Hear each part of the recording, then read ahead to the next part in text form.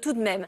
Du coup, nos équipes se sont rendues chez des particuliers qui ont justement une habitation qui est énergivore et qui ont fait appel à ce qu'on appelle un diagnosticien. Oh là, j'y arrive. Qui va faire un diagnostic, donc, et qui est un expert de la rénovation énergétique. Et vous allez voir comment ça se passe exactement.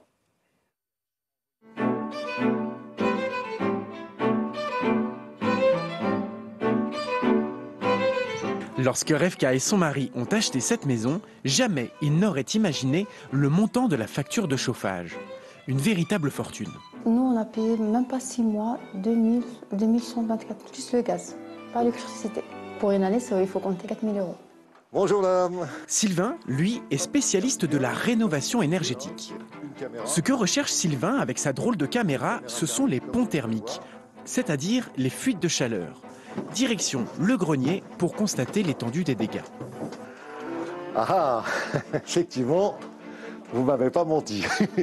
On n'a pas grand-chose de fait. Alors, je vais vous montrer, comme je vous l'ai fait en bas, dès qu'on a du bleu, ce qui est le cas, on n'est pas isolé.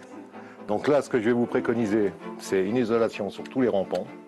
On va mettre donc tout ça en laine de roche avec des films protecteurs. Et après, on va habiller en placo pour que vous puissiez repeindre. Autre point critique de la maison, les fenêtres du rez-de-chaussée. En apparence, elles sont neuves, elles ont l'air bien peintes. Mais le problème, c'est que ce pas des fenêtres neuves et qu'elles sont vieilles et qu'elles ne sont pas double vitrage. Et que les joints, ils ont été repeints aussi. Donc ça veut dire qu'ils n'ont plus du tout d'efficacité. Que si vous changez que les fenêtres en me disant tiens c'est super, j'ai mis des doubles vitrages, en plein hiver, tout ça va forcément avoir une déperdition. Donc l'air il va passer de la même façon. Au bout du compte, Sylvain préconise une rénovation globale qui va du grenier au sous-sol en passant par le chauffage. Donc il va falloir commencer par m'isoler les combles. Après, on va s'attaquer aux fenêtres. Comme vous avez pu le voir, les fenêtres, c'est un vrai souci. Et bien évidemment, le chauffage et l'isolation extérieure. D'accord? Alors, on est d'accord, c'est un investissement. Si demain vous êtes amené à vendre la maison, vous la vendrez mieux et dans les meilleures conditions.